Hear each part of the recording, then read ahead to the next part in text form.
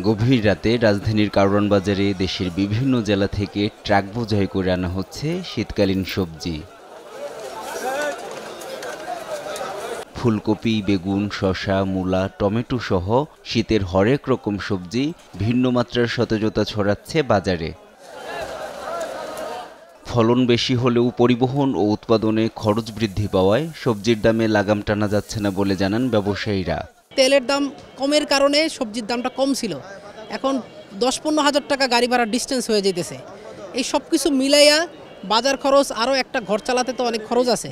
অনেক সুন্দর ফসল হন, মানে আরও অনেক ভালো কমবো মাল।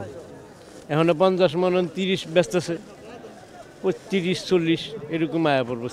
খুচরা দোকানদাররা তারা যদি মানুষের প্রতি জুলুম করে, এটা তারা সিন্ডিকেট করলো, দুষ্টা কিন্তু আমাদের উপরে আসতেছে। তাই সকল দোকানদারে বলবো যে সর্বনিম্ন কম দামে বিক্রি করবে, যে মানুষ যে খাইতে পারে।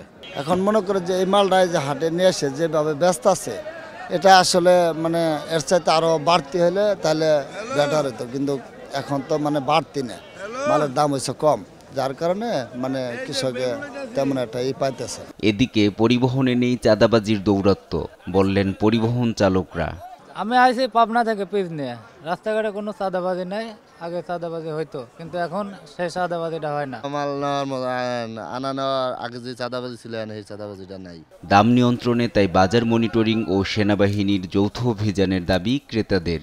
কঠোরভাবে এটাকে হস্তক্ষেপ করতে হবে, যে এইভাবে এটাকে দমন করে বা আপনার সিন্ডিকেটটা দমন করে দ্রব্যমূল্যটা কিভাবে নিয়ন্ত্রণ করা যায়। সবারই প্রত্যাশা যে বাজার নিয়ন্ত্রণে থাকুক, মানুষ ভালোভাবে কেনাকাটা করতে পারে, যাতে এটা সবারই প্রত্যাশা। NI নাহিদ, দেশ টিভি, ঢাকা।